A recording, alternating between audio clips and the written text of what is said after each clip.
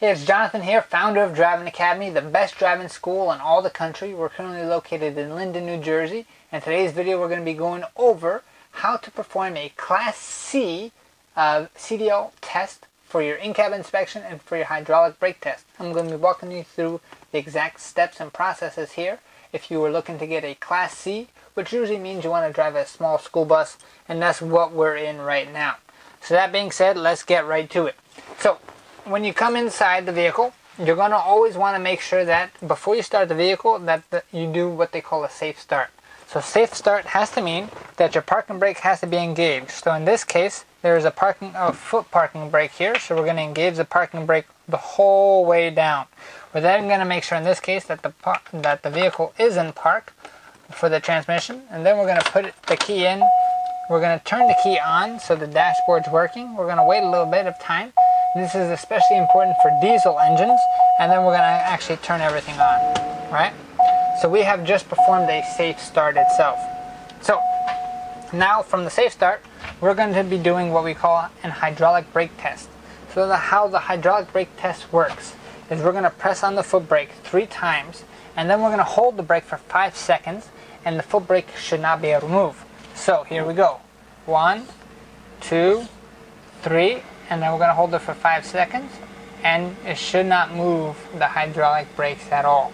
Alright, so 1, 2, 3, 4, 5, and we're ready to rock and roll. That being said, that completes your hydraulic brake test. So now we are ready to actually do the in-cab inspection portion of this test itself. So when it comes to this portion of the test, there is no specific order that you must go into. You just have to make sure you mention everything that we're going to be talking about here.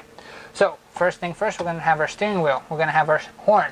We want to click on the horn itself, and the horn is working properly. Alright? From there, we're going to check out our lights. So we're going to have our left turn signal, our right turn signal, our 4-way flashers. We're going to have our headlights, and we're also going to have our high beams. And all the indicators are working properly. Alright? Next thing we're going to be doing is checking our wipers. So our wipers, arms, and blades are secure and operating smoothly.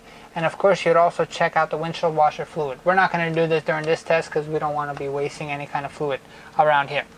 That being said, from there you're going to go right into the dashboard. So there's a few different meter gauges that you have to check. You're going to have to check your engine temperature gauge meter. In this case, it's at 150. It's at 150 degrees, and it is working properly.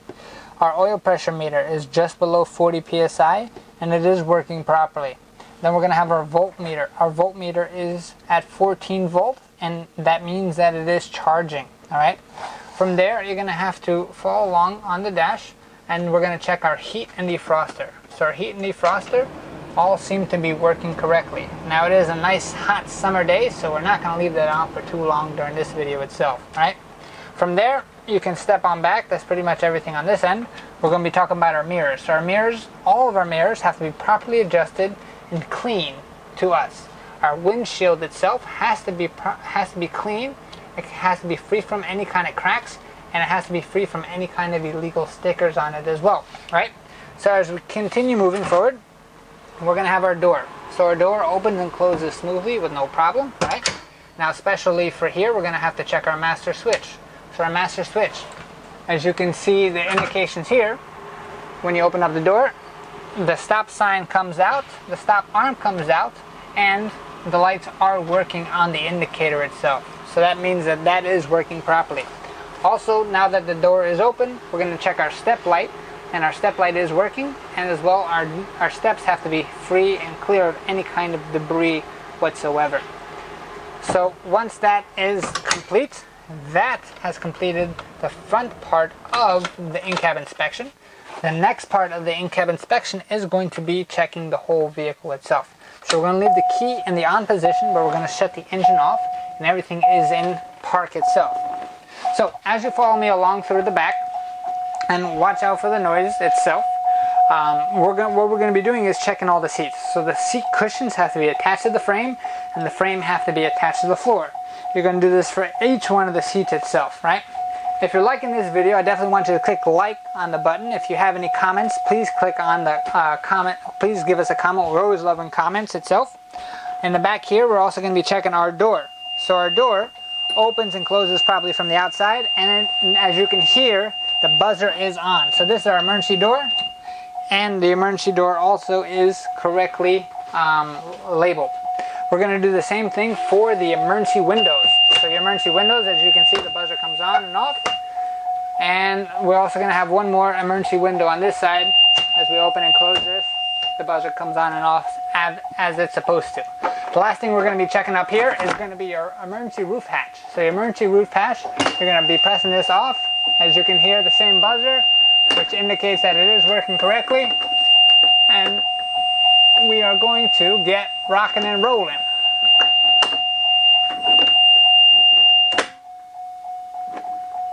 So that is all done itself, and now it's starting to get hot in here. I'm getting a little sweaty. Let's wrap this thing up. We only got a little bit more to go. So we're gonna get back into the seat. While we're back into the seat, there's a few things that we still have to check. So for instance, we still have to check our seatbelt. Our seatbelt is working properly, secure, latches properly, and there's no cuts or frays, right? The other thing we were going to have to check is going to be your emergency equipment. So in this bus in particular, we're going to have our fire extinguisher, which is fully charged with the pin inside, and it is secure. That red box is going to hold our 3 reflective triangles as well as our 6 spare fuses. Now, because this is a school bus itself, we're going to have to also have a seatbelt cutter, which is right listed up there. We're also going to have a bodily fluid kit and a first aid kit that we're going to have to make sure that they are secure inside the bus and that they are fully stocked itself, right? So that concludes our in-cab inspection itself. So what we're going to be doing is we're going to actually turn on the vehicle. Again, it's another safe start. My parking brake is engaged, my vehicle is in park, and I am starting the vehicle itself. Now, we did turn on the AC because it is getting a little hot in here, and you definitely don't want me to start melting. That being said, we're going to be doing the last part of the brake test, which is going to be a parking brake test. So the vehicle is in park right now, and we did engage the parking brake. We're then going to put it into drive. We're going to come off the brake a little bit, and you should feel a little bit of a tug. So as you feel there is that tug, which means the parking brake is working properly. We're going to put it back into drive. We're then going to release the parking brake itself, and now we're going to test the foot brake to make sure the foot brake is working. So what we're going to do there is we're going to pull up about 5 to 10 feet. We're going to come off the brake, put the foot back on the brake. The vehicle did stop, and the wheel did not turn to either side, which means both of my brakes are working correctly, right?